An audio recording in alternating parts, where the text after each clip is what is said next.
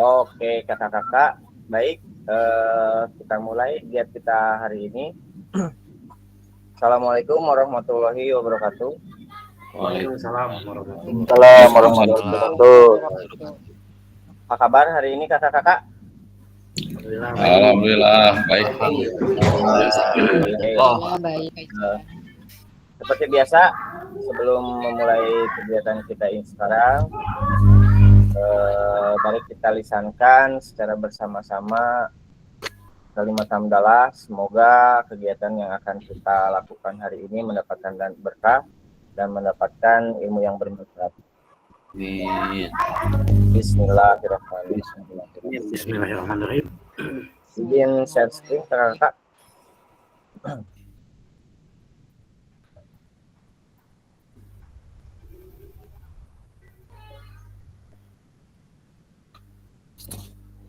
Mohon maaf kakak-kakak mengganggu waktu akhir pekannya, karena ternyata hari Sabtu pun ada jadwal gingit kita ya. Tapi untungnya cuma hanya 2 jam, 2 JP. Siap, gak apa-apa.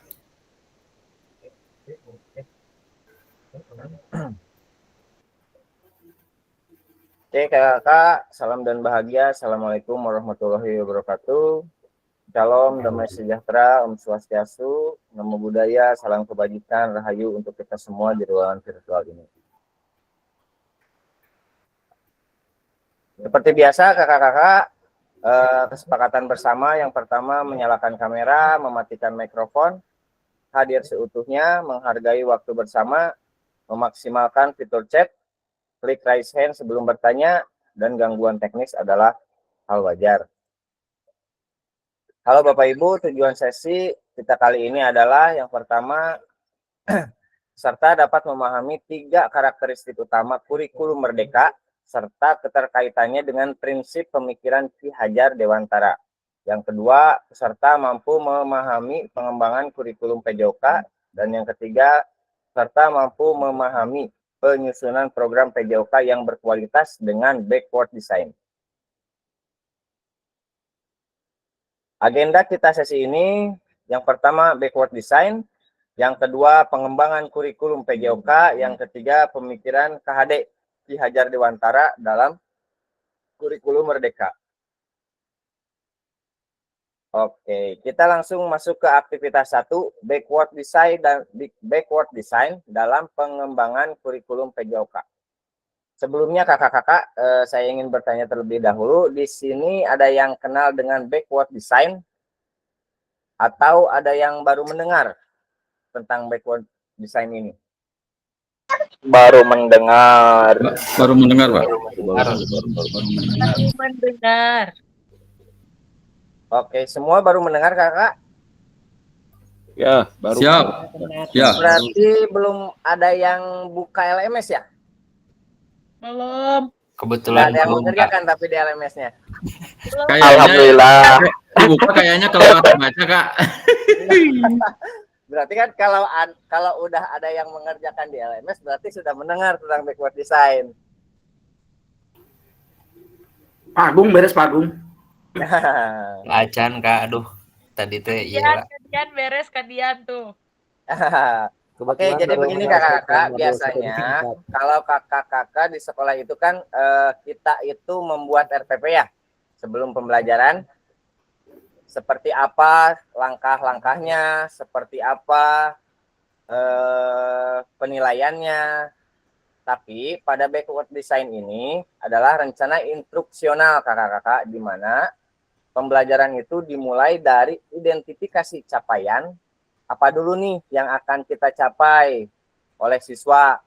Misalkan biasanya mungkin kalau di sekolah sesuai dengan silabus ya kakak-kakak.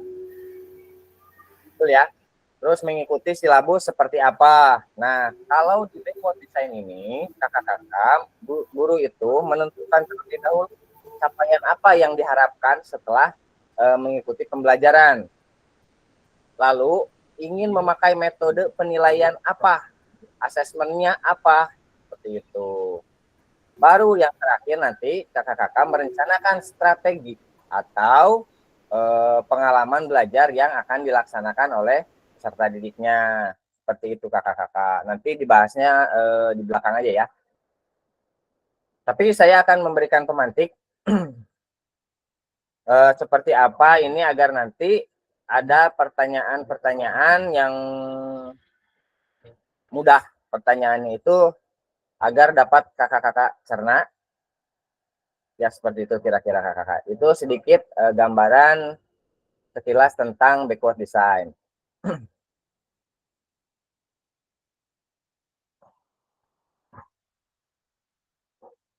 Oke, kita lanjut ke slide selanjutnya. Ada pertanyaan pemantik kakak-kakak. Menurut Bapak dan Ibu atau kakak-kakak, dari skala 1 sampai 10, kira-kira seberapa dalam pemahaman kakak-kakak tentang kurikulum PJOK? Silakan kakak-kakak tulis jawabannya di kolom chat.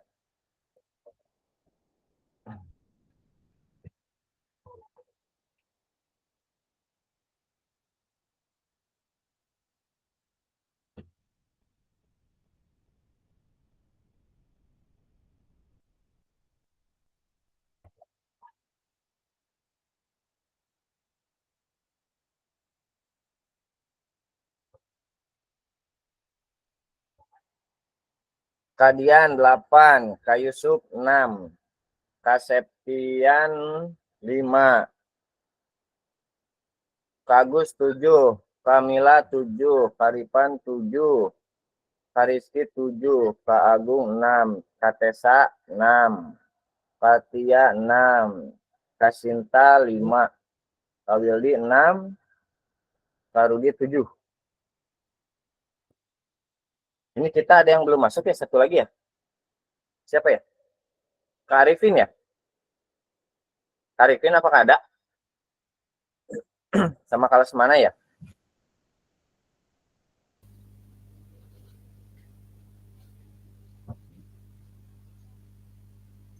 Oke. Kita lanjut ke slide selanjutnya kakak-kakak.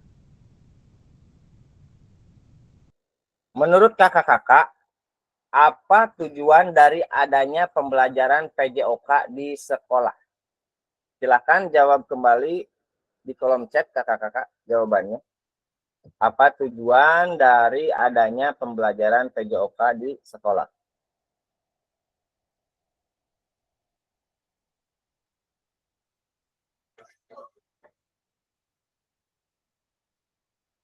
Kak Agus, untuk memenuhi kebutuhan anak akan gerak.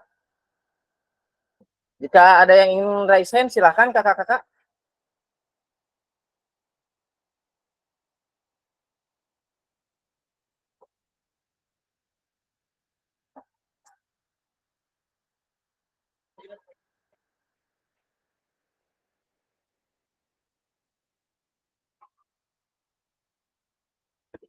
Untuk Kamila untuk mengembangkan keterampilan motorik.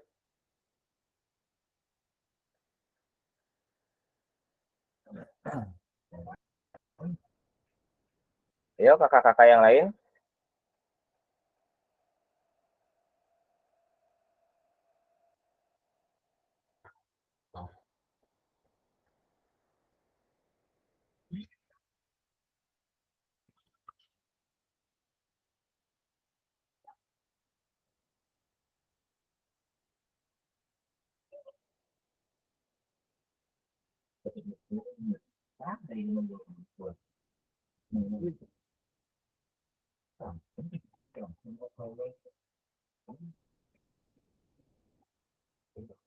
Sebentar kakak.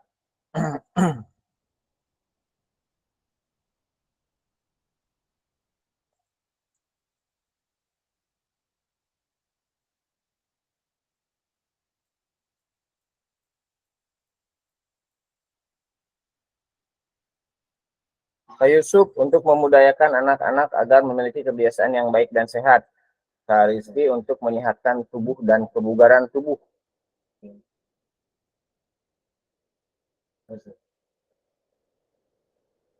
Kak Agung meningkatkan tingkat kebugaran jasmani dan memenuhi kebutuhan gerak anak. Kalian memberikan pelayanan kebutuhan peserta didik akan kesehatan dan kebugaran jasmani secara utuh untuk memenuhi gerak prasetya, untuk memenuhi gerak tubuh dan aktivitas fisik. Supaya anak tidak hanya pintar tapi juga sehat. Oke, Katesa membantu siswa memperoleh perubahan perilaku gerak, perilaku berolahraga, dan perilaku sehat. Pak Rudi mengembangkan anak melalui aktivitas jasmani, bukan hanya aspek fisik saja, tapi aspek sosial, emosional, dan mental.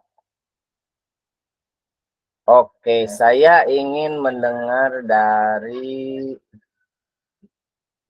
Kak Rizky. Coba Kak Rizky. Bentar. Siap? Siap, Kaisan? Apa tujuan dari adanya pembelajaran PJOK di sekolah? Tadi saya sudah menjawab di kolom chat ya.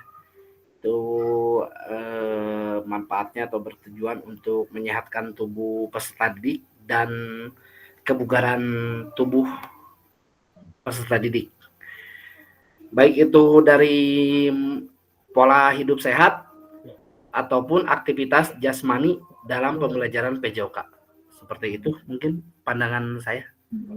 Oke, Kak Rizky. Terima kasih. Beri 3 tepuk untuk Kak Rizky. Agar adil gender. Tadi kan dari laki-laki. Sekarang saya minta dari kaum hawa agar speak up. Silahkan.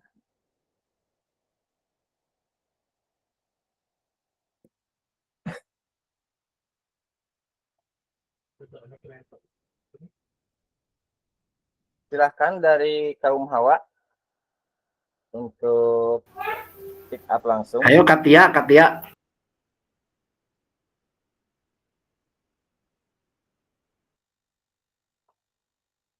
Atau saya pakai Wheel of Names? Boleh. Lebih terkejut. Lebih terkejut.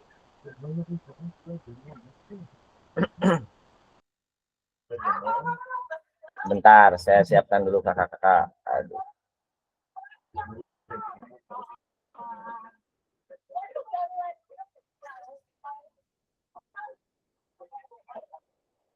Oke, kita next saja kakak-kakak.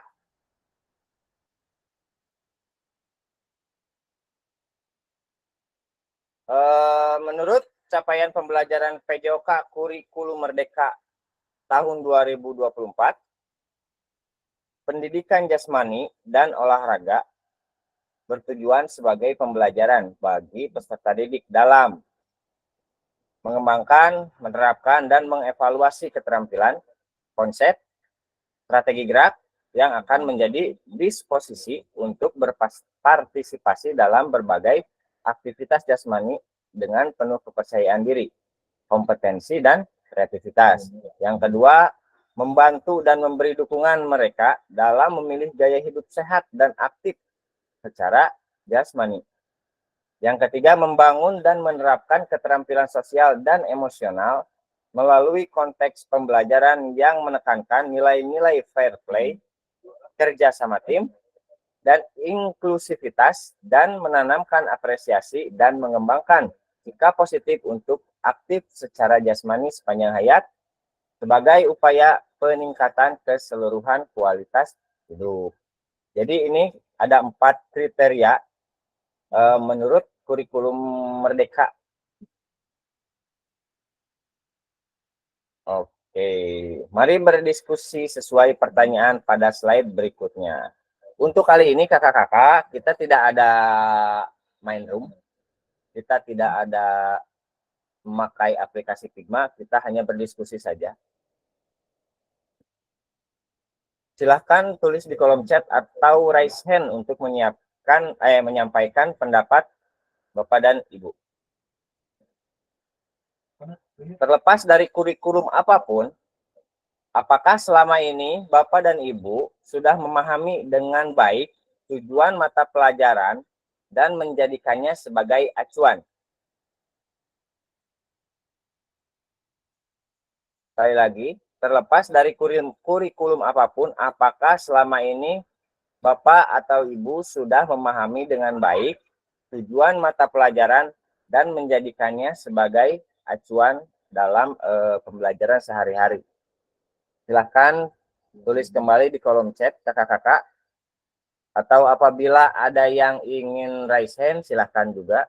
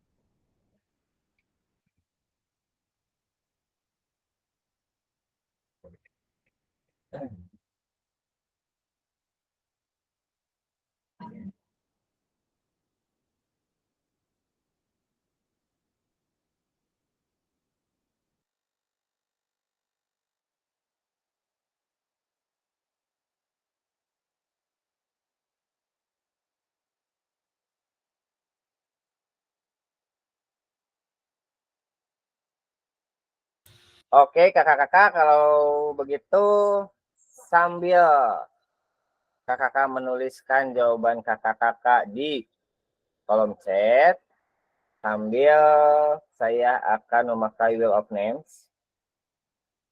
Siapa nanti yang akan menjawab pertanyaan? Oke kakak-kakak, siap?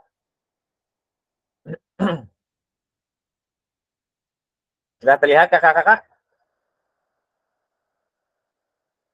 Sudah. Sudah terlihat. Sudah terlihat.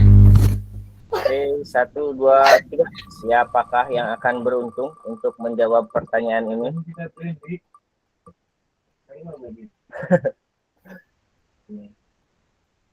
Nah, kebetulan sekali. Kak Dian, silahkan langsung dibacakan, Kak.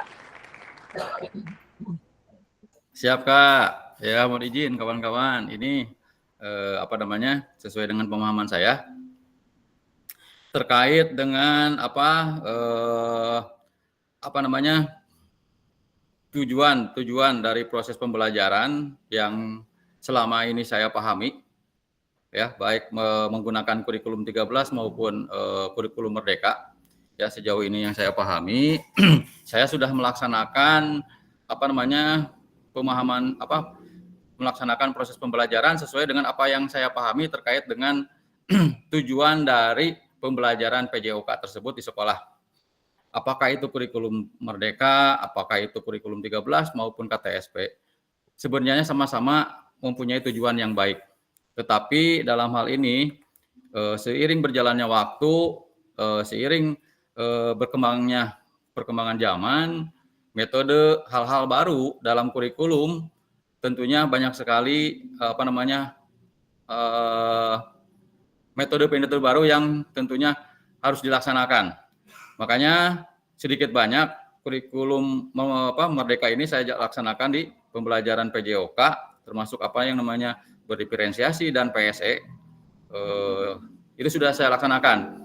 Namun apakah itu maksimal atau tidak, itu kan tergantung persepsi orang lain ketika melihat saya atau melihat peserta didik ketika melaksanakan proses pembelajaran tersebut.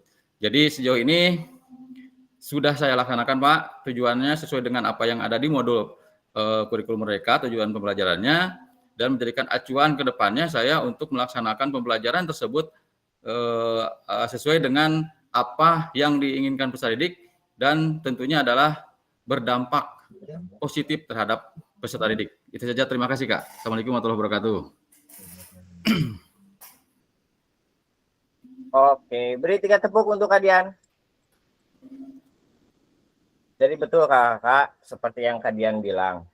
Sebetulnya KTSP, kurikulum 13 dan kurikulum Merdeka ini tidak jauh berbeda.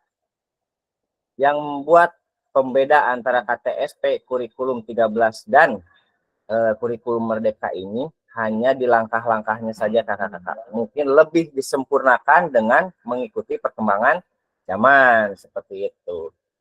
Berbeda dengan KTSP atau kurikulum 13, masih menggunakan model lama dan berbeda juga dengan kurikulum Merdeka sekarang, sudah menggunakan metode yang terbaru, menggunakan teknik, teknologi, dan lain hal sebagainya. Makanya kita sebagai pendidik harus mengupgrade kemampuan kita agar kita tidak tertinggal oleh zaman, seperti itu kakak-kakak. Yang penting inti dari semua ini yaitu apapun yang kita ajarkan kepada peserta didik akan berdampak positif bagi peserta didik. Seperti itu kakak-kakak. Mungkin seperti itu ya. Kilas baliknya, Kadian, maaf. Selanjutnya dari saya masih penasaran, masih belum terdengar suaranya kaum Hawa. Barangkali ada yang ingin raise hand. Silahkan kakak-kakak. Atau dari yang lain silahkan. Taripan sudah memenuhi tujuan tanpa mengesampingkan materinya, apapun yang terpenting peserta didik bergerak.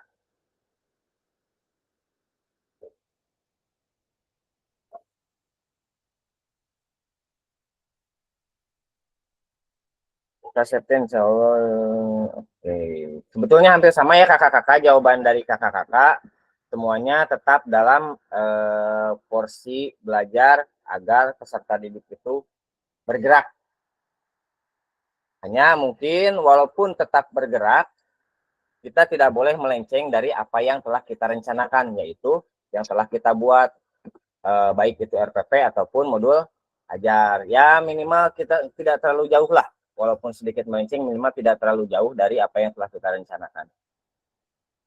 Oke, kita maju ke slide selanjutnya.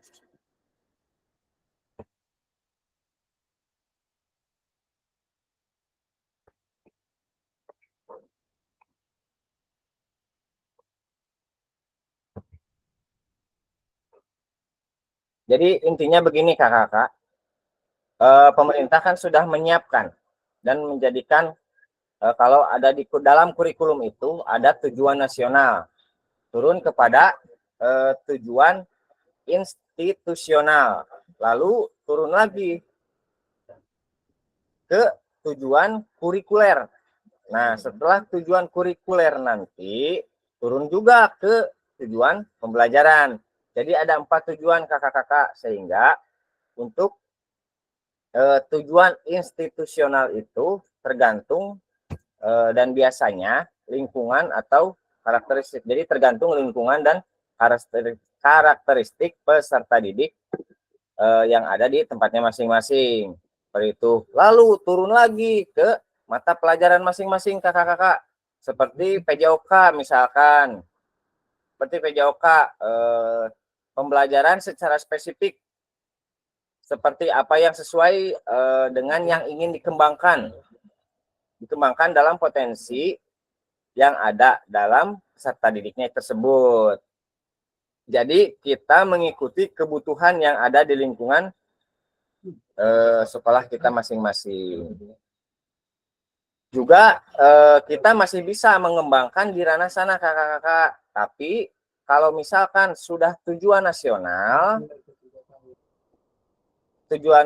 itu sudah ditetapkan hanya sebagai acuan untuk muara yang akhirnya itu kan tadi sebetulnya seperti yang pernah saya bicarakan di modul 1.3 kalau nggak salah. Tujuan muara akhirnya itu kan long life learner, ya, long life learner atau life activity.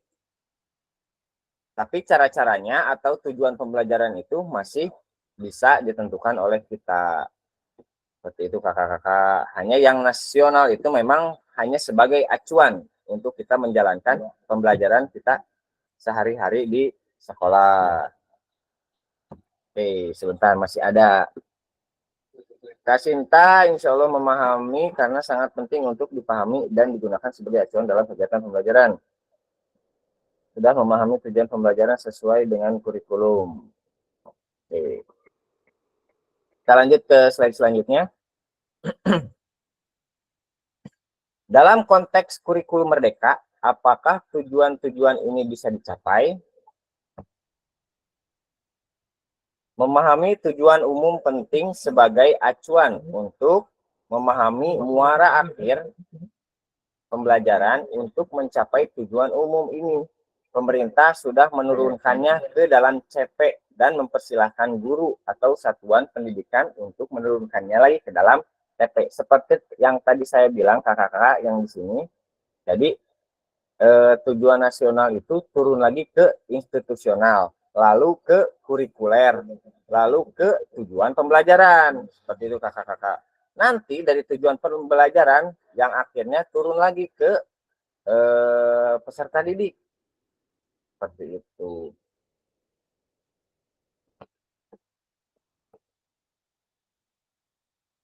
Bagaimana memastikan agar pengajaran yang kita lakukan benar-benar menyasar tujuan pembelajaran?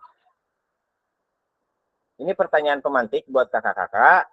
Bagaimana memastikan agar pengajaran yang kita lakukan benar-benar menyasar tujuan pembelajaran?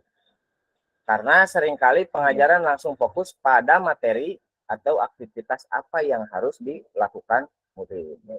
Silakan kakak-kakak. Oh, sorry. Kita pakai wheel of name saja ya.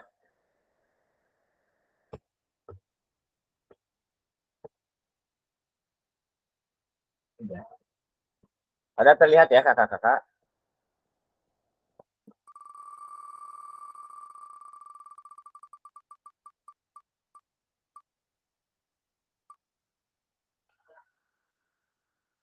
Akhirnya jatuh juga ke kaum hawa.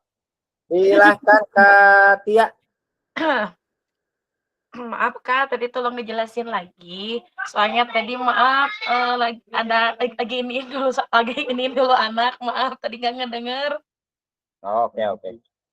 Jadi gini Kak, intinya dari pertanyaan ini bagaimana memastikan agar pengajaran yang kakak lakukan benar-benar menyasar kepada tujuan pembelajaran.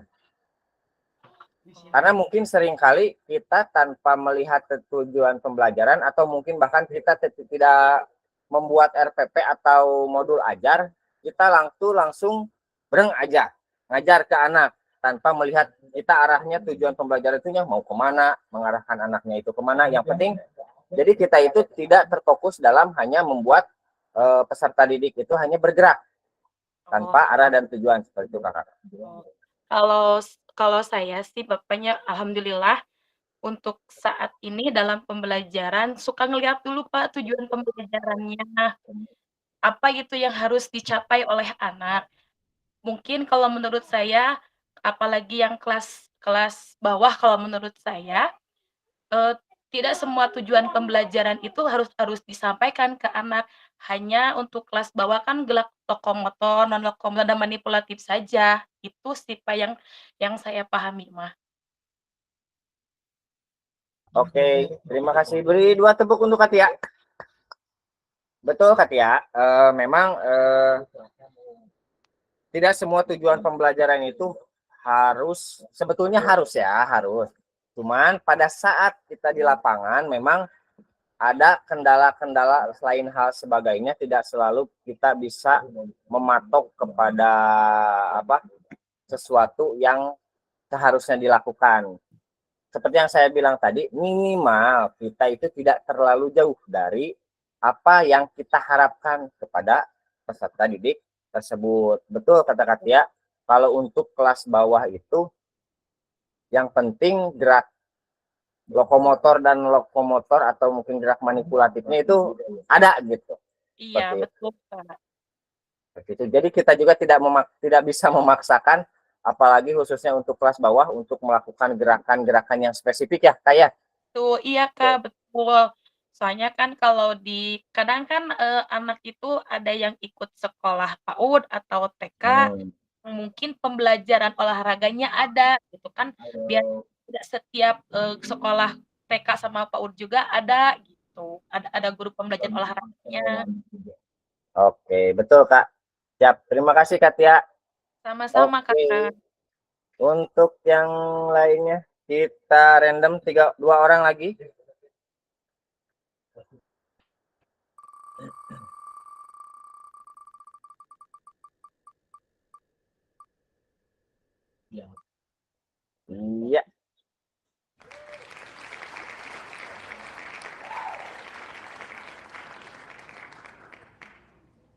Bentar. Kak Rudi, silakan Kak Rudi.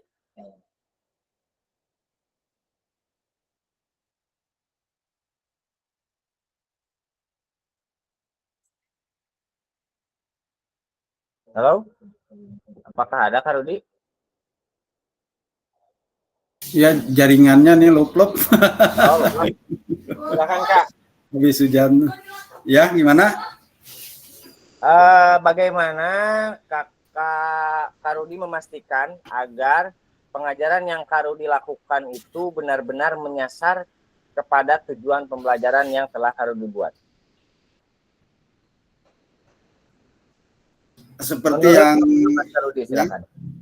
ya, seperti yang sudah dilaksanakan dari proses pembelajaran, itu memang kita melihat dulu tujuan pembelajaran yang akan dicapai oleh peserta didik. Kita menentukan tujuan pembelajaran. Seperti yang Kak Tia tadi bilang, cuman hanya sebagian, cuman tadi ada sedikit yang tertangkap. Kalau untuk sekolah dasar memang berfokus kepada gerakan-gerakan dasar, gerakan-gerakan dasar yang dimana gerakan-gerakan dasar itu ada gerakan dasar lokomotor, non lokomotor, dan manipulasi.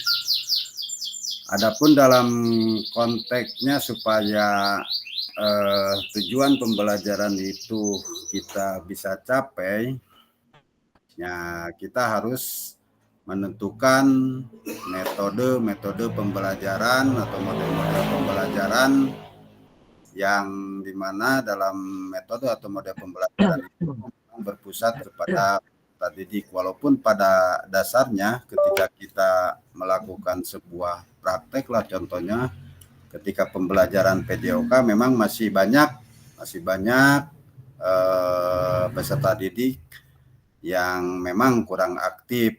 Namun di sini memang seorang guru PJOK itu harus aktif juga, inovatif ataupun reflektif, sehingga kendala-kendala yang dihadapi seperti peserta didik yang kurang aktif itu bisa diminimalisir dengan model ataupun metode pembelajaran kita yang menyesuaikan dengan zaman. Ya, bisa kita perkembangan zaman abad 21 mungkin dengan menggunakan model pembelajaran yang berbasis ICT gitu. Seperti itu mungkin. Mohon maaf apabila ada kekurangan. Oke, Kak Rudi. Barangkali saya lemparkan lagi ke kakak-kakak yang lain. Ada yang ingin menambahkan atau mengkoreksi tentang apa yang Kak Rudi paparkan barusan? Karena jujur Kak, saya untuk kelas bawah itu, untuk fase A itu memang saya masih sedikit gelap karena saya mengampunya di fase D SMP. Itu. Oke, tadi ada yang raise hand, Kak. Siapa ya tadi? Kak Wildy ya? Kak Kak Tia. Oh ya. Silakan, Kak. Ya, Assalamualaikum Kak. Kalau menurut saya untuk bisa menyasar ke tujuan pembelajaran, pertama kita melihat dulu CP-nya Kak, capaian pembelajarannya yang sudah ditentukan ya oleh pemerintah ya Kak ya. Setelah dari capaian pembelajarannya kita lihat, nanti kita akan turunkan langsung ke tujuan pembelajaran yang akan kita capai nanti ke siswa, lalu kita menyusun lagi alur dari tujuan pembelajaran tersebut. Yang mungkin alur tujuan pembelajaran itu kita buat alurnya tuh dari yang mudah ke yang sukar gitu ya Kak, atau dari yang sederhana ke yang lebih kompleks gitu gerakannya. Sehingga mungkin nanti kita akan melihat tujuan pembelajarannya itu apakah sudah benar-benar apakah sudah benar-benar menyasar gitu ya ke tujuan pembelajaran itu apa belum gitu. Jadi Kalau menurut saya lihat dulu capaian pembelajarannya dulu gitu. Seperti itu Pak, Kak. Terima kasih. Oke, terima kasih Kak Tessa. Beri 2 tepuk untuk Kak Tessa. Siap. Ada yang lain yang ingin menambahkan Kak? Kak Agus, silakan Kak Agus. Ya, Assalamualaikum warahmatullahi wabarakatuh. Ada suaranya, Kak? Ada Kak, Waalaikumsalam. lanjut. Ya. Mungkin saya menambahkan dari apa yang telah dipaparkan oleh Kak Tia, Kak Rudi, dan juga Kak Tessa. Itu memang benar adanya di dari mulai tadi mungkin Kak Tessa bilang dari CP-nya dan seterusnya. Tapi mungkin untuk make sure, memastikan bahwa tujuan itu menyasar dan juga tercapai, kita bisa lakukan analisis penilaian dan juga pada akhirnya merefleksi tujuan pembelajaran yang telah dilaksanakan kepada anak-anak. Mungkin itu Kak, jadi intinya adalah melakukan analisis penilaian dan juga refleksi. Terima kasih. Oke, beri tepuk melingkar untuk Kak Agung. Betul yang Kak Tia ungkapkan, Kak Rudi, Kak Tessa, dan Kak Agus ungkapkan, untuk menyasar tujuan pembelajaran itu, kita jangan sampai melupakan analisis dan juga refleksi seperti yang telah kita bahas di modul sebelumnya.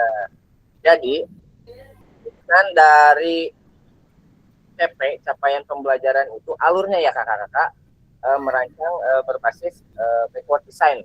Kalau sekarang itu, apalagi yang sedang UBD, understanding by design, itu kan sedang gencar sekarang dilaksanakan oleh para peserta PPG.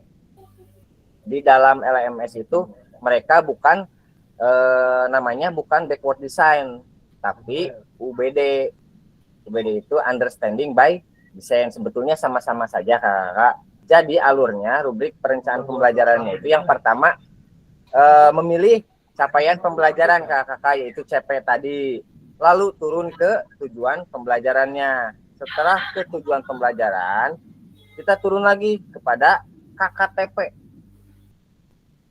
Kriteria ketuntasan tujuan pembelajaran. Lalu turun kembali, kita merancang asesmen seperti yang Kak Agus tadi bilang. Penilaian apa yang ingin kita pakai, model seperti apa yang ingin kita pakai.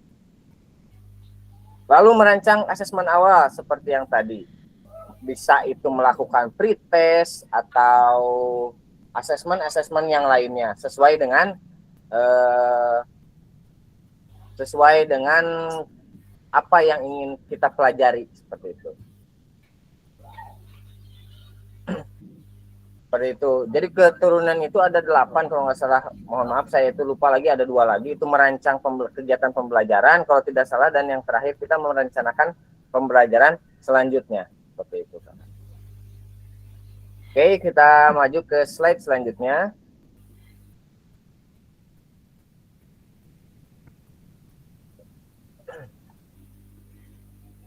Proses backward design dalam pengembangan kurikulum secara umum melalui 3 tahap.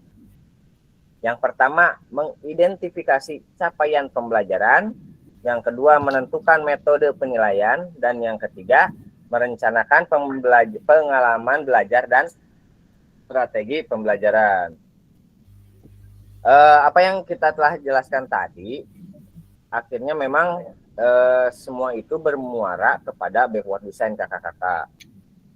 Bagaimana memastikan agar pengajaran yang kita lakukan benar-benar menyasar kepada tujuan pembelajaran seperti yang Kak Tia bilang, Kak Tessa bilang, Kak Rudi bilang, dan Kak Agus bilang, itu memang sudah hampir merupakan menuju ke backward design. Kita harus reflektif dan evaluatif. Lalu kita perlu melakukan refleksi yang kontinu atau berkelanjutan agar setiap pembelajaran yang sudah kita lakukan itu dapat dievaluasi dan direfleksikan. apa saja nih kurangnya, apa saja nih apa yang harus ditambah atau dikurangi. Seperti itu salah satu cara dalam proses backward design, dalam pengembangan kurikulum secara umum itu.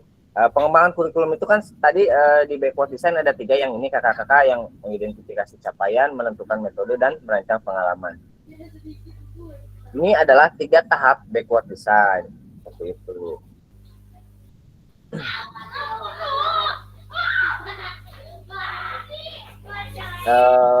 Terkait pengetahuan keterampilan tentang pemahaman konten-kontennya kakak-kakak, lalu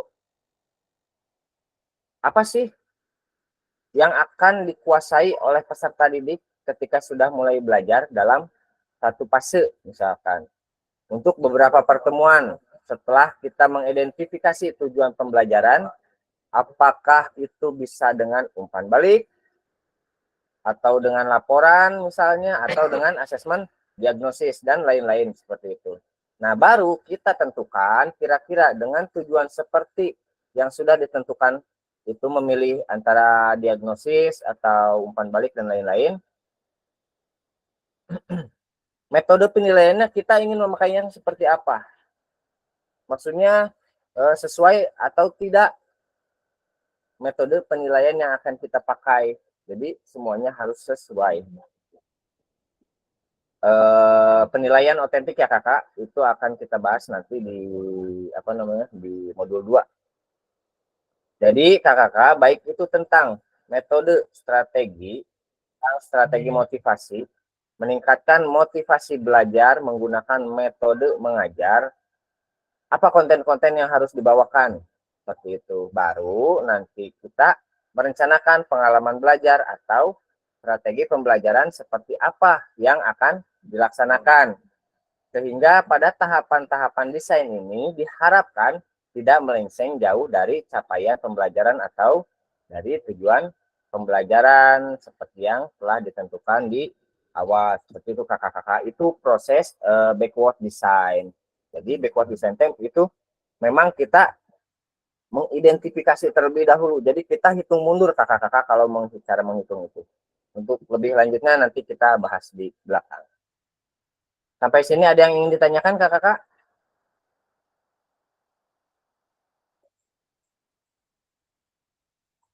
Aman? Bungkus, bungkus. Bungkus? Bungkus. Bungkus, Kak. Siap. Ada pesan kunci kakak-kakak. Backward design merupakan proses sistematis yang memastikan kesesuaian kurikulum dengan capaian pembelajaran yang diinginkan. Backward design juga pada akhirnya membantu guru menyelaraskan antara tujuan, langkah pembelajaran, dan penilaiannya. Oke, kita sudah masuk ke aktivitas 2. Sebentar saya lihat waktunya dulu.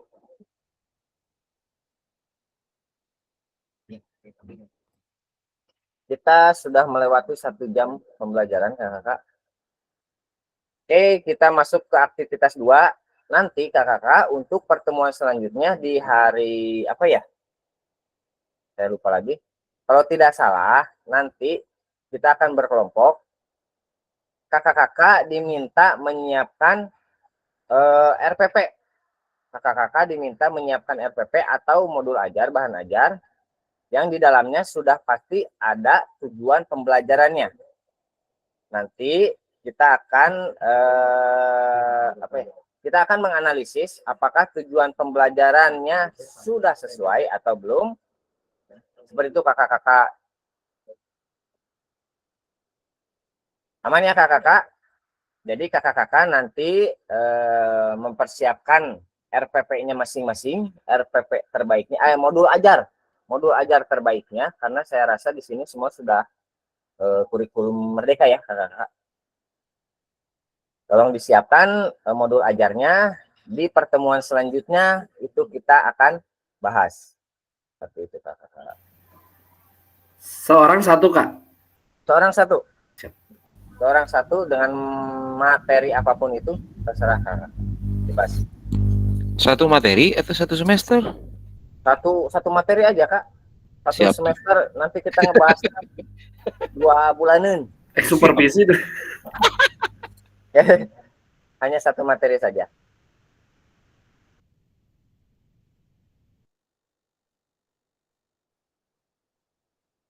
Sebentar Kakak.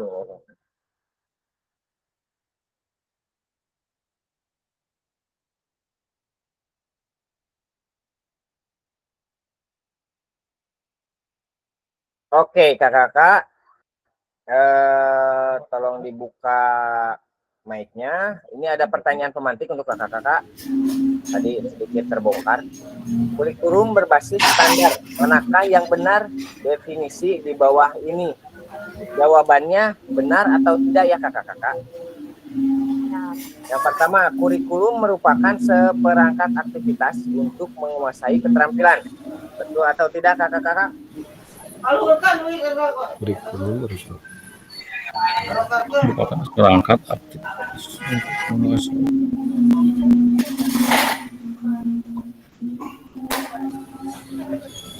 Kurikulum merupakan seperangkat aktivitas untuk keterampilan. Pertanyaan ini menurut kakak-kakak benar atau salah? Ayo dijawab saja kakak-kakak. Salah. Salah. Oke, kita lihat jawabannya. Ya, jawabannya salah karena kurikulum bukan merupakan perangkat Wah, untuk kena. menguasai tampilannya. Kurikulum itu hanya menjadi acuan. Acuan.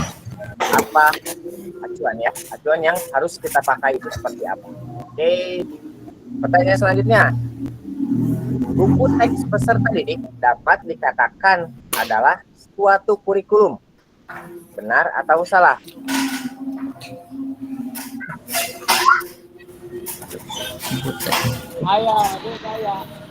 Betul. Benar atau salah kakak-kakak? Benar. Betul. benar. Buku teks peserta didik Benar. kan Benar. adalah suatu. Kita lihat jawabannya. Salah. Salah kakak. Buku teks dan peserta Apa ada yang ngejawabnya? buku teks itu tidak bisa dikatakan suatu kurikulum. Itu hanya pegangan peserta didik agar mendapatkan bahan dari kurikulum tersebut. Oke, selanjutnya kurikulum adalah suatu standar untuk mengetahui apa yang peserta didik harus pelajari meliputi keterampilan, pengetahuan, dan sikap. Benar atau salah? Benar. Benar itu mah. Benar. Oke, kita lihat. Ya, Wow. ini yang benar kakak. Jadi memang kurikulum adalah suatu standar untuk mengetahui apa yang peserta didik harus pelajari.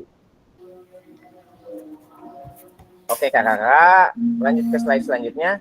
Komponen kurikulum pada suatu pendidikan, pelaksana kurikulum merdeka. Yang pertama, struktur kurikulum. Yang kedua, capaian pembelajaran. Yang ketiga, pembelajaran dan asesmen. Yang keempat, penggunaan perangkat ajar. Dan yang kelima, kurikulum satuan pendidikan. Komponen kurikulum satuan pendidikan dikembangkan dan digunakan di satuan pendidikan. Terdiri dari karakteristik suatu pendidikan, visi, misi, dan tujuan satuan pendidikan, pengorganisasian, pembelajaran, dan perencanaan pembelajaran. Ini bersumber dari Menteri Pendidikan Kebudayaan Riset dan Teknologi Republik Indonesia tahun 2002, page 72 atau halaman 72.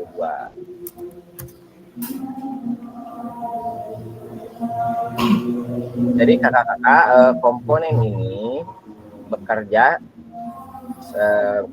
bekerja secara bersama-sama untuk membentuk kurikulum yang komprehensif dan mengarah pada tujuan yang hendak dicapai dalam implementasinya pada saat nanti pelaksanaan. Mengapa kurikulum operasional berbeda antar satuan pendidikan?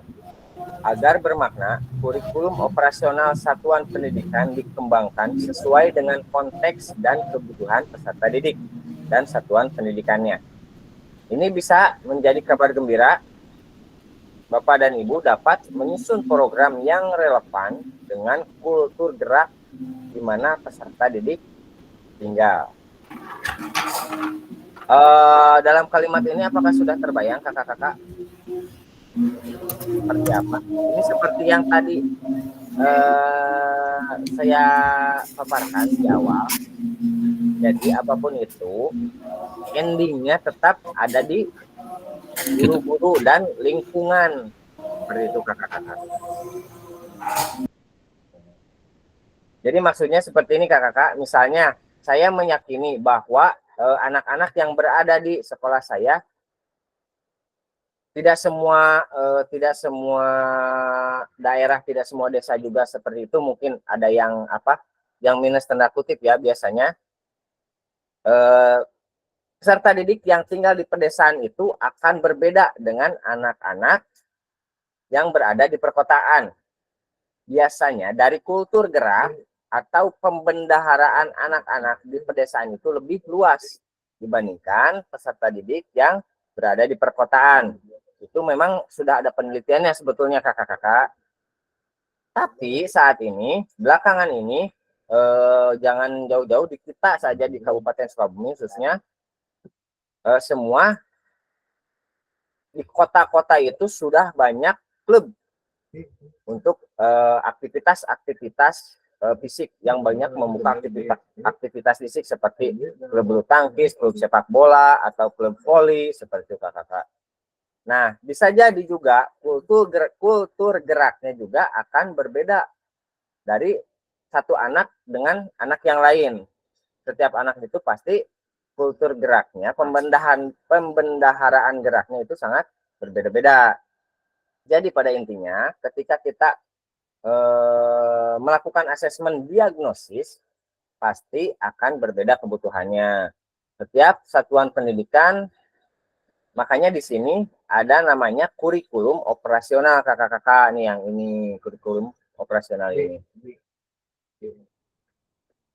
Kurikulum operasional itu satuan pendidikan yang dapat dikembangkan sesuai konteks dan kebutuhan peserta didik dalam satuan pendidikan karena memiliki perbedaan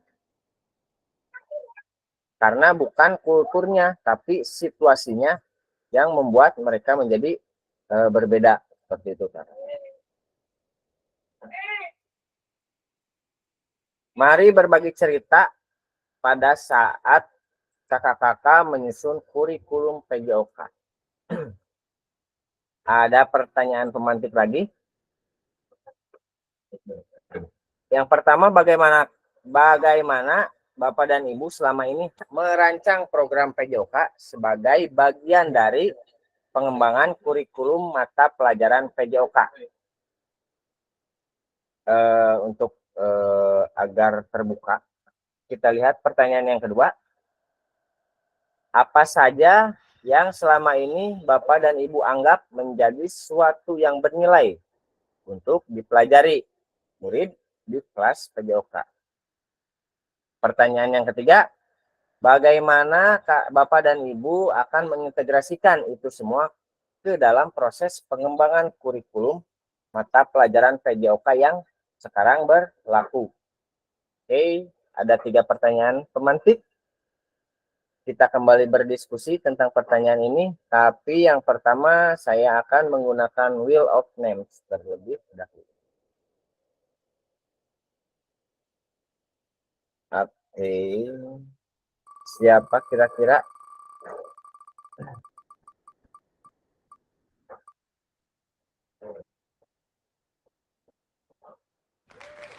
Kak Yusuf.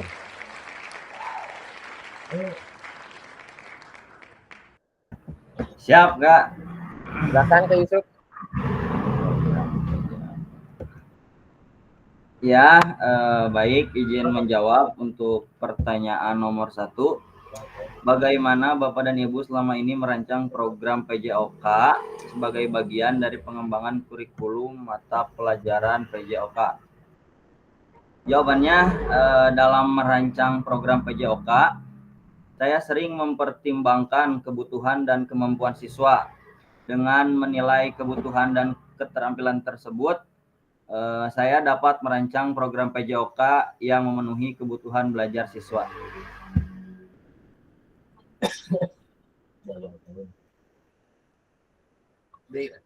Oke. Terima kasih jawabannya Kak Yusuf. Siap, sama-sama Kak. Beri 2 tepuk untuk Kak Yusuf. Silakan, ada yang ingin menambahkan kakak-kakak? Kak Tessa. Baik Kak, terima kasih. Saya akan menambahkan selama merancang program PJOK, pertama kalau saya di KKG gitu ya Pak ya, pernah gitu untuk merancang program PJOK itu pertama kita melihat dulu kalender pendidikan untuk melihat hari efektifnya untuk 1 tahun misalkan. Kemudian menyusun program semester, lalu program tahunan. Terus melakukan pemetaan materi yang akan kita lakukan. Setelah itu capaian pembelajarannya Kak, lalu ke tujuan pembelajarannya dan alur tujuan pembelajarannya. Jadi lebih ke mungkin ke alur yang tadi pertama dijelaskan ya Kak, yang alur CP gitu, TP gitu yang tadi Kakak sampaikan. Mungkin itu Kak, terima kasih. Oke, beri 3 tepuk untuk Kak Tessa.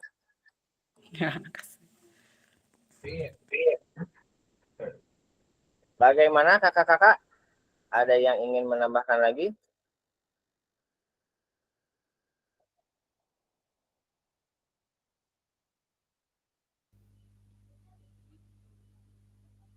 Masih di pertanyaan nomor 1, silakan.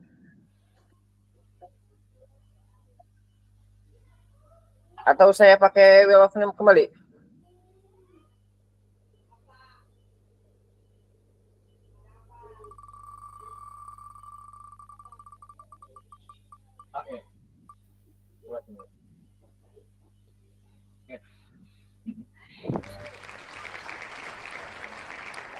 Baik, Kak Sinta, silakan. Masih di pertanyaan yang sama, Kak Sinta.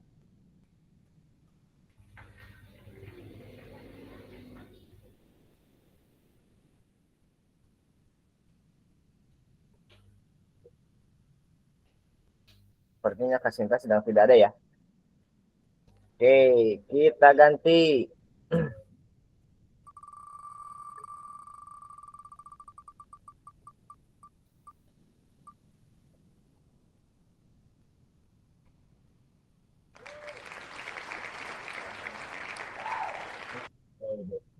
Kak Agung, dipersilahkan. Siap Kak. Mungkin selama ini merancang program PJOK, pertama betul yang dikatakan tadi sama Kak Tessa, itu kita harus tahu dulu tujuannya, tujuan pembelajaran, lalu membentuk capaian. Setelah itu model pembelajarannya, metode pembelajarannya, terus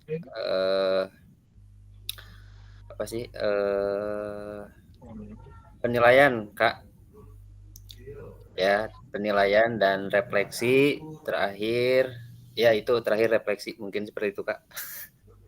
Oke, baik, beri 2 tepuk untuk Kak Agung. Oke, kita lanjut ke pertanyaan selanjutnya yang kedua. Apa saja yang selama ini Bapak dan Ibu anggap menjadi sesuatu yang bernilai untuk dipelajari murid di kelas PJOK? Ada yang ingin raise hand dulu sebelum saya menggunakan wheel of name?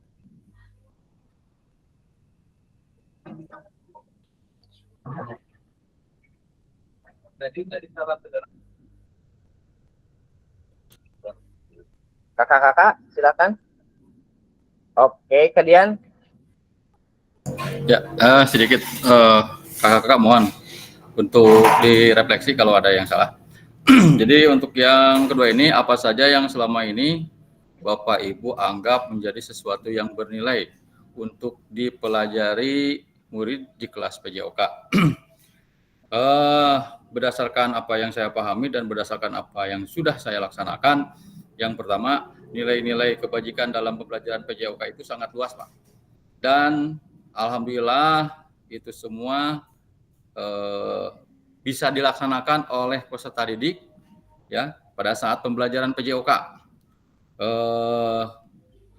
Karena dalam pembelajaran PJOK itu kan ada rasa saling menghargai satu sama lain, berbagai tempat, sportif, terus peserta didik diberikan peran sesuai dengan perannya masing-masing. Salah satu contoh mungkin Pak yang paling bernilai dalam pembelajaran PJOK kepada peserta didik adalah mereka bisa menghargai temannya di kelas. Contohnya di kelasnya, contohnya adalah pada saat pembelajaran PJOK dalam pelajaran saya, pada saat pembelajaran PJOK itu setiap pertemuan itu yang memimpin pemanasan selalu bergantian. Yang paling sulit adalah mereka bisa menghargai temannya ketika memimpin. Biasanya sok diolok-olok Pak, diharaikan. Nah dari situ mereka bisa saling menghargai, muncul kebersamaan, muncul rasa tenggang rasa. Ya, itu diantaranya. Nah, kenapa seperti itu? Karena sebelum pembelajaran dimulai di awal pembelajaran kita membuat kesepakatan belajar, di mana antara peserta didik satu sama lain harus bisa saling menghargai, saling menghormati ketika perannya berada di di organisasi, ketika perannya mereka ada di depan, seperti itu Pak. Terus yang paling saya betul-betul terasa buat saya adalah saya bisa mendewasakan mereka dari pembelajaran yang saya berikan. Salah satu contoh adalah mereka bisa bertanggung jawab terhadap apa yang mereka lakukan di lapangan. Jadi untuk SMA itu Pak mungkin beda sama SD SMP Pak ya.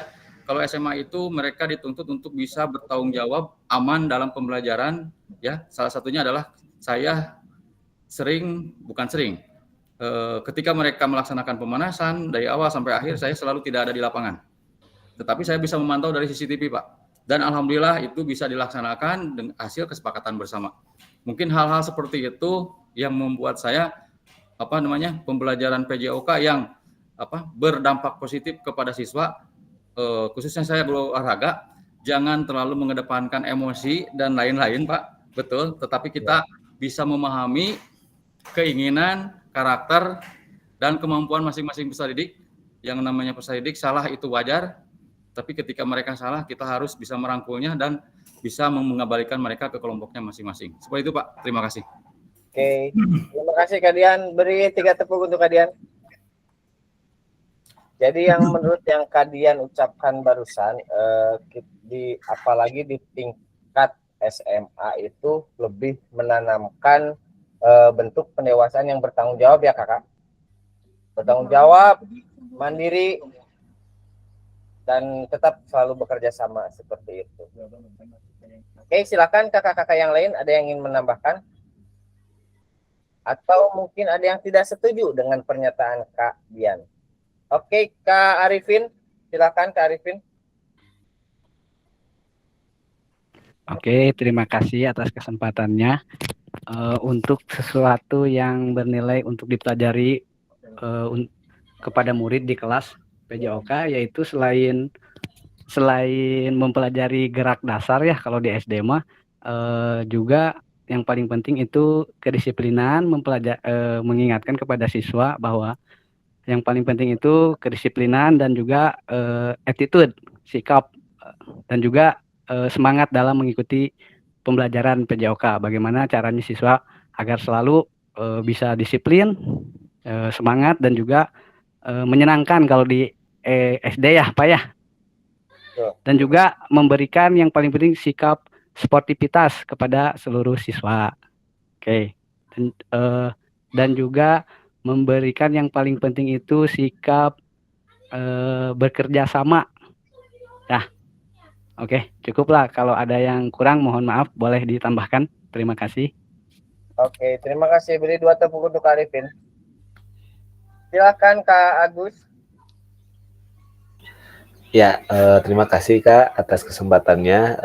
Mungkin menambahkan apa yang telah disampaikan oleh Kak Dian juga Kak Arifin, bahwa memang betul seperti Kak Dian bilang PJOK itu kalau dibuka secara luas nilainya itu sangat luas sekali. Bahkan dulu guru PJOK saya pernah bilang bahwa di PJOK itu hampir semua unsur dari pelajar itu ada. PKN-nya ada, tentang kekompakan mungkinnya, kemudian biologinya tentu ada, tentang kesehatan tubuh, organ-organ tubuh dan juga yang lainnya. Tapi mungkin saya sebagai guru PJOK di sekolah dasar, mungkin beberapa nilai yang bisa diambil itu seperti keterampilan fisik, kemudian kerjasama tim, kesehatan dan kebugaran, nilai sportivitas dan juga disiplin. Mungkin itu sedikit saya menambahkan. Terima kasih. Oke, beri 3 tepuk untuk Kak Agus. Saya sangat setuju sekali dengan Kak Dian, Kak Arifin, dan Kak Agus. Khususnya dengan Kak Arifin tadi, Kak Arifin mengatakan karena di dalam suatu pembelajaran itu ada nilai-nilai selain nilai kebugaran dan gerak yang harus kita tanamkan kepada peserta didik, yaitu yang paling penting menurut saya pribadi itu yaitu attitude, kakak-kakak. Attitude itu menurut saya jauh lebih penting daripada pembelajaran gerak. Tapi harus seimbang juga kakak-kakak. Pembelajaran gerak yang kita terapkan dan juga attitude yang kita terapkan kepada peserta didik harus seimbang. Tidak bisa kita saling berketimpang, saling menjauhi antara attitude dan pembelajaran yang kita lakukan. Tanpa pembelajaran, tanpa attitude pada saat pembelajaran, secara otomatis pembelajaran tidak akan berjalan dengan mulus. Otomatis pembelajaran tidak akan menyenangkan karena kita bukan hanya dituntut untuk menyampaikan materi, membuat anak gerak saja, tapi juga seperti yang Kak Arifin bilang, dalam gerakan dasar itu si anak tersebut harus senang, tidak boleh sampai anak itu bete, seperti itu bahasa gaulnya mah, seperti itu kakak-kakak. Bagaimana caranya kita membuat peserta didik saat pembelajaran PJOK khususnya itu membuat mereka senang, seperti itu. Oke, kita lanjut ke pertanyaan yang ketiga. Bagaimana Bapak dan Ibu akan mengintegrasikan itu semua ke dalam proses pengembangan kurikulum mata pelajaran PJOK yang sekarang berlaku?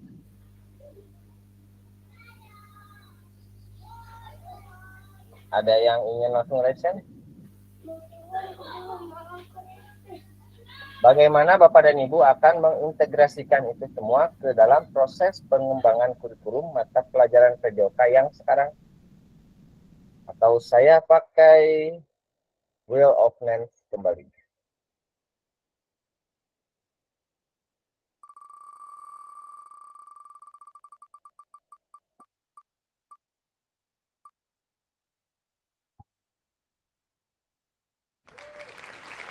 Sorry, Kak Tessa tadi udah ya? Saya masih berharap yang belum speak up untuk berbicara.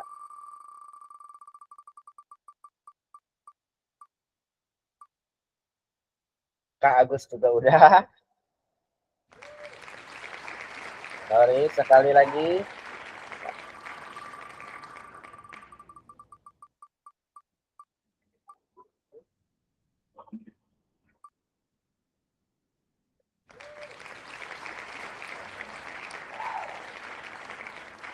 Kak Lesmana, apakah ada?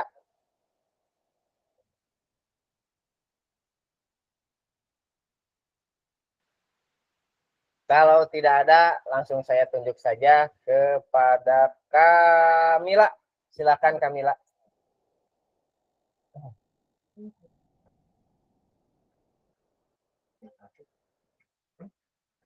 Halo, apakah Kamila ada?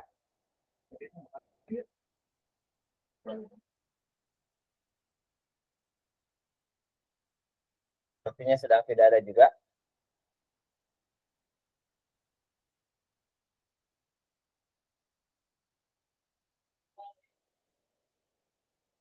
Oke, kakak-kakak, jadi begini. Sebetulnya kita kembali lagi kepada backward design dalam pembelajaran. Ada sedikit perbedaan antara backward design dengan bukan perbedaan. Ada keterkaitan antara backward design dengan pembelajaran berdiferensiasi, kakak-kakak.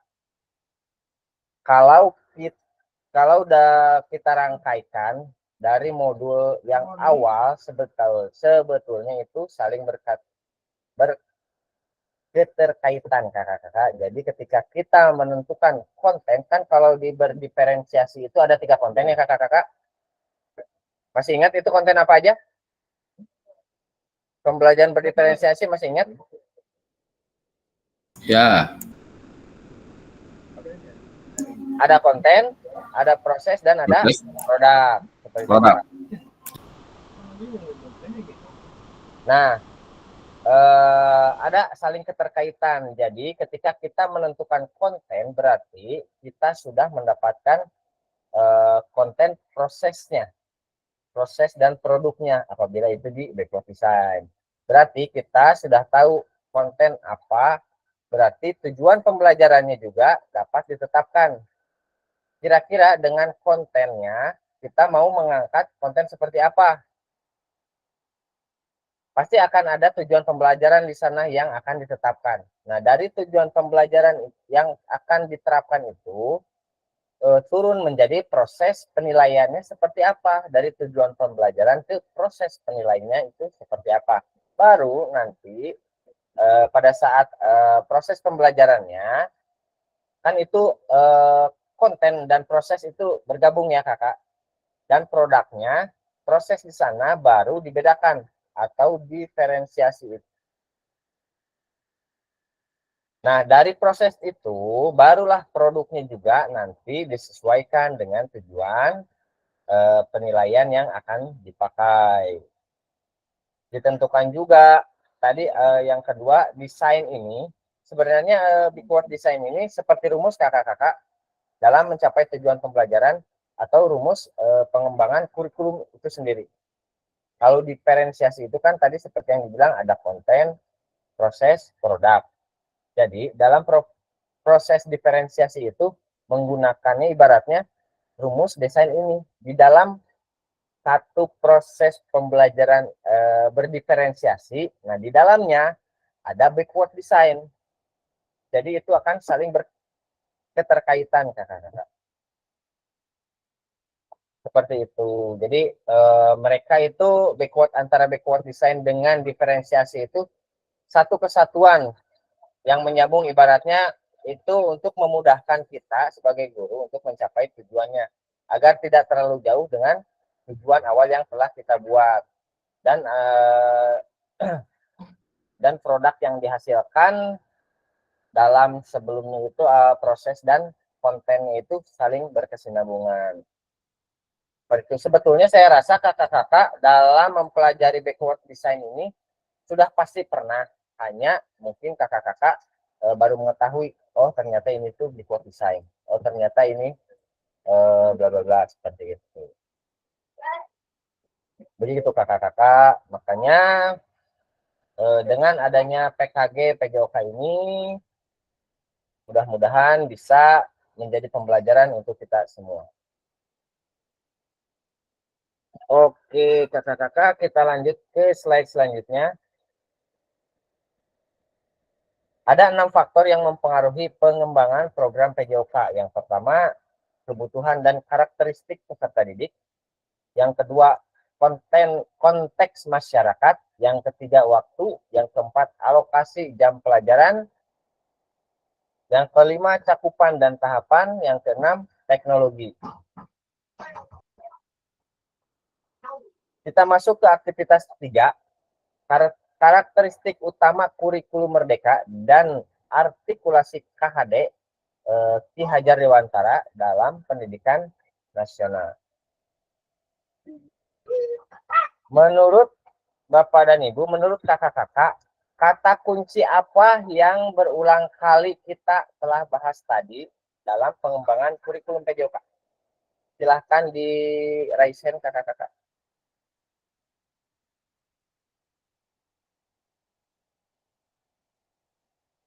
Ya, silahkan Kamila. Kaisar, maaf sebelumnya tadi ke belakang dulu. Oke, Kak, aman. Tadi sedikit mendengar ya, dari kata kunci dalam pengembangan kurikulum itu kita harus perlu memahami dulu tujuannya, tujuan pembelajaran. Itu yang paling penting. Ya, betul. Berarti tujuan pembelajaran ya kakak-kakak. Kamila. Ya benar, Kaisar. Oke, terima kasih. Sama-sama. Kak Septian. Ya, izin menjawab. Dari tadi mendengar capaian pembelajaran. Ya, pada dasarnya yang saya ketahui ya, kurikulum apapun, beginilah guru saya pernah gampangnya lah, tujuannya ke Bandung, jalannya mau jalan Cianjur, mau jalan Bogor, intinya tujuannya capaian pendidikan untuk mengembangkan berfokus pada peserta didik, mau KTSP, mau kurikulum Merdeka, mau K13 sebenarnya sama, intinya untuk mengembangkan potensi dari peserta didik. Itu saja. Terima kasih. Assalamualaikum warahmatullahi wabarakatuh. Waalaikumsalam. Oke, beri 3 tepuk untuk Kamila dan Kak Septian. Betul yang Kak Septian bilang ucapkan tadi. Tujuan kita itu ke Bandung. Dari Sukabumi mau ke Bandung. Ada yang lewat Sukabumi Kota Cianjur, ada yang lewat Bogor, lewat tol. Tapi muara akhirnya kita tetap berada di Bandung. Seperti itu kakak-kakak. Itu balik lagi tergantung kita inginnya kemana. Yang penting endingnya itu kita tetap sama-sama berada di Bandung. Seperti itu, berada di aktivitas peserta didiknya dan di tujuan pembelajarannya itu, Kak. Seperti itu. Ada lagi yang ingin menambahkan? Menurut kakak-kakak, kata kunci apa yang berulang kali telah kita bahas tadi?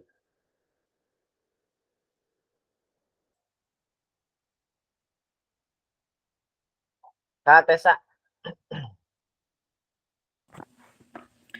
Kata kunci yang berulang kali kita bahas tadi program pembelajaran backward design, Kak. Mungkin itu. Ya, betul sekali. Backward design. Sebetulnya banyak juga ya kakak-kakak. Yang pertama itu pembelajaran berdiferensiasi. Yang kedua, pembelajaran yang disesuaikan dengan kebutuhan peserta didik. Lalu backward design, seperti yang Kak Tessa bilang, karakteristik peserta didik, kompetensi dan karakter peserta didik juga. Lalu pengembangan PJOK dalam dalam memfasilitasi peserta didik. Dalam pengembangan untuk memfasilitasi peserta didik tersebut,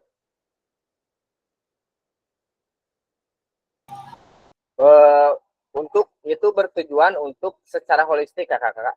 Artinya ada di dalam sana ada kompetensi kognitifnya ada, afektifnya ada, psikomotornya ada, dan emosionalnya juga ada. Seperti yang tadi siapa tadi yang bilang, aduh saya lupa, maaf. Oke kakak-kakak, apa yang telah kita bahas merupakan karakteristik kurikulum Merdeka, yaitu yang pertama, fokus pada materi esensial. Muatan yang paling penting diperlukan untuk mengembangkan kompetensi dan karakter peserta didik. Yang kedua, pengembangan kompetensi dan karakter. Pengembangan kompetensi sosial, emosional, dan moral peserta didik, seperti yang barusan saya bilang. Yang ketiga, fleksibilitas pembelajaran. Kurikulum dapat disesuaikan dengan kebutuhan pengembangan kompetensi peserta didik, karakteristik satuan pendidikan dan konteks lingkungan sosial budaya setempat. Dan ini juga semua yang tercakup adalah yang perlu kita yakini harus tetap ada dalam pembelajaran kakak-kakak, dalam pembelajaran yang bermakna bagi peserta didik. Dan peserta didik kalau misalkan sudah bermakna, pasti mudah-mudahan akan terlibat secara penuh dalam proses pembelajaran PJOK-nya di sekolahnya kakak masing-masing. Oke, terima kasih kakak-kakak. Jawaban kakak-kakak sangat luar biasa tadi. Kita lanjut. Mari kita diskusikan pemikiran Ki Hajar Dewantara secara lebih jauh dan mengaitkannya dengan karakteristik kurikulum merdeka.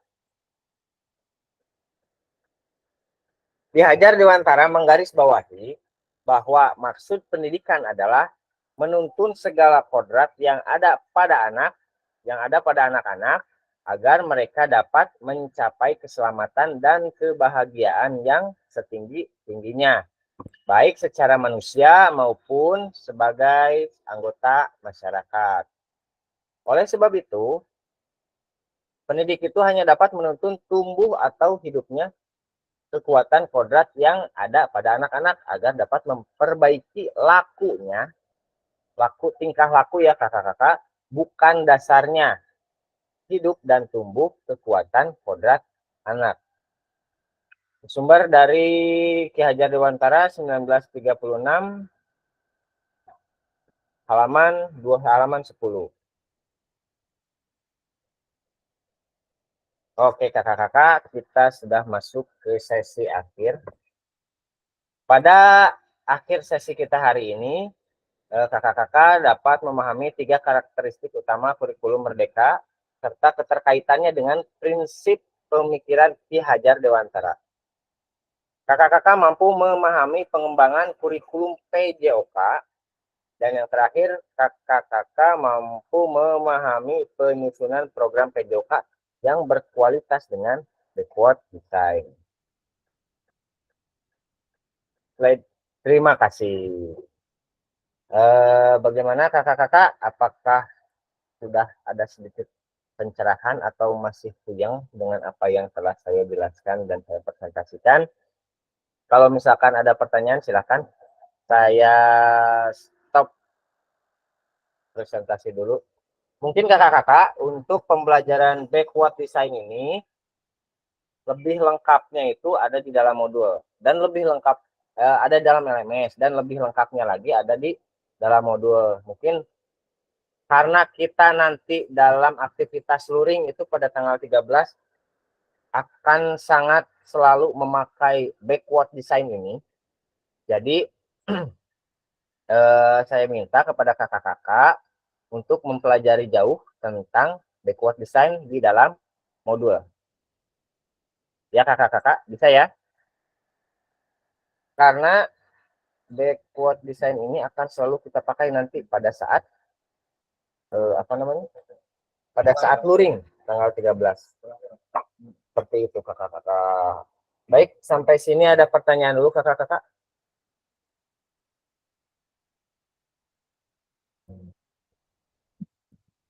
Aman? Bungkus? Bungkus? Bungkus Kak, aman. Begini aja. Mau gini apa bungkus? Oke, kalau tidak ada pertanyaan dari kakak-kakak, mungkin sebetulnya kita masih ada waktu 5 menit lagi. Tapi jangan dulu keluar, kita masih tetap berada di ruangan. Baru hari ini, jam kita tidak offset ya, kakak-kakak, malah kurang. Biasanya selalu offset. Tidak mengerjakan tugas, jadi aman. Berarti yang ngelamain itu pada saat mengerjakan tugas ya kakak-kakak? Ah, betul, Eta. Mengerjakan tugas pada balelo lah. Kak Rizky biasa nama, Kak Rizky kumaha? Mungkin ada main room. terkait LMS-nya kakak-kakak? Atau tugas-tugas yang belum terkerjakan seperti yang kemarin yang telah saya share. Dan kalau misalkan yang sudah saya share kemarin padahal kakak-kakak sudah mengerjakannya. Karena itu saya mendata itu 2 hari sebelumnya kakak-kakak, dan baru sempat ke-share pada 2 hari tersebut. Sayanya lupa. Saya ingat pas baca tulisan saya, wah yang ini lupa belum di-share, barulah saya share. Ternyata banyak dari beberapa kakak-kakak, Kak saya modul ini udah, ini udah, gitu, seperti itu. Apakah masih ada yang belum? Kamila, silakan. Aisan mau nanyain untuk luring. Tadi kan katanya luring tanggal 13 bulan apa? 13 bulan Oktober. 13 Oktober. Ya. Untuk 13 sampai penempatannya 19, Kak. Apa? Untuk penempatannya di mana? Luring. Kalau rencana awal kita itu kelas 11 itu tempatnya di sekolah SMP 3 Cibadak. Oh, yang di SMP 3. SMP 3 Cibadak, tapi kemarin itu masih ada pembahasan ingin mengumpulkan semua di satu sekolah. Kan kalau sekarang posisinya semua masih tersebar ada di 12 sekolah kalau tidak salah. Nah, pihak dinas itu sedang mengusahakan berada di satu tempat, di satu sekolah. Sedang mengusahakan di SMK. Nah kan kebetulan sekarang SMK itu sedang ada yang PKL ya. Yang PKL apa KKN gitu. Saya lupa. Nah, sedang mengusahakan situ. Baik, terima kasih. 13 sampai 19 ya, Kak? Ya. Seperti itu, Kak. Tapi tenang aja, mudah-mudahan ada pengganti uang transport. Alhamdulillah. Jersey. Antos eta mah. Pak Agung, jersey Pak Agung. Mudah-mudahan tempatnya di SMP 3 biar lebih dekat. Ya, mudah-mudahan. Nagrak 2 siap, Nagrak 2. Selalu siap Nagrak 2 insya Allah.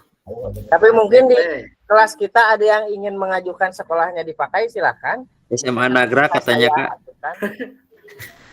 Di SMA Nagrak luas ya. Siap. Karena nanti kita di sekolahnya, di pas saat luring itu akan melakukan praktek SEM, kakak-kakak. Ada yang sudah mendengar SEM itu apa? Belum, Kak. Belum. Belum. Sebetulnya untuk kegiatannya pasti kakak-kakak sudah tidak asing dan sudah sering melaksanakan. Hanya namanya kakak-kakak mungkin baru dengar seperti itu. Nantilah itu masih jauh kita akan bahasnya seperti itu. Ada lagi kakak-kakak mengenai LMS mungkin atau tugas-tugas kakak-kakak? Itu jam pada saat luring ditentukan nggak Pak Isan sampai jam berapa gitu nggak? Sampai saat ini belum ada jam terkait luring, tapi kalau yang saya alami pada saat saya menjadi peserta kemarin itu, jam masuknya dari mulai jam 8. Keluarnya itu jam 4 atau setengah 5 gitu. Wes. Barang Pak Gung. Itu di hari kerja, Pak. Di hari kerja itu. Itu di hari kerja. Di hari kerja, semua di hari kerja. Di hari kerja, dan nanti ada surat tugas dari BBGP, dari Dinas Pendidikan ataupun KCD. Nah, jadi kakak-kakak silakan bebas tugas. Iya, jadwal itunya Pak, jadwal rundown kegiatannya aja ya. Ya, pasti nanti akan ada dan akan di-sharekan. Mungkin karena negara kita biasa, negeri sulap itu sering dadakan, mungkin mepet-mepet ke hari. Kadian kangge SPPD pangintennya. SPPD aya nama di Anjuk. Pakai SPPD lah juat. Kalau untuk di weekday, weekend juga Kak? Enggak? Apa weekday aja? Apanya? Tanggalnya sudah ditentukan di jadwalnya. Oh, udah ada. Di weekday, 19, di weekend 19. enggak berarti? Rencananya kalau tidak ada perubahan, Kak, tanggal luring itu dari 13 sampai 19. Full berarti tiap hari ya? Setiap hari. Pre lah, amin, pre. Dan yang bakal serunya sih sebetulnya nanti pada saat luring. Tenang, kita mah kalau olahraga banyak ngopi dan ngerokoknya santai aja. Pastinya. Hati-hati masih direkam. Nggak apa-apa kakak-kakak, seperti itu kakak-kakak. Untuk mengenai LMS, apakah ada kendala kakak-kakak? Ya Kak, mohon himbauannya aja, bukan himbauan sih, pencerahan terkait LMS. Misalkan ada yang belum diisi, kelewat atau lupa, mohon diinformasikan aja. Bilih anu kalangkung. Gitu kan, Ya, Pak ya. seperti kemarin Mohon maaf. seperti itu kan kalau setiap hari saya melihat LMS kakak-kakak juga kan agak banyak juga, rada repot juga. Jadi setelah selesai modul baru saya cek kembali satu persatu, paling seperti itu kakak-kakak. Dan yang penting kakak-kakak, oh iya, sebelum kakak-kakak membuat tugas, mohon dilihat dulu rubrik penilaiannya kakak-kakak. Jadi setiap kakak-kakak mengerjakan tugas itu ada kriteria penilaian kakak-kakak. Misalkan dalam satu kakak-kakak membuat tentang apa ya? Tentang pembelajaran berdiferensiasi misalkan. Nanti di situ ada di LMS itu terlihat rubrik penilaiannya. Misalkan ada beberapa topik yang harus yang harus kakak-kakak kerjakan untuk mencapai kriteria nilai 100. Gitu. Jadi misalkan hanya satu topik yang itu nilainya 75 misalkan, atau ada 2 topik itu 85, atau 3 topik itu nilainya 100. Seperti itu, Kak.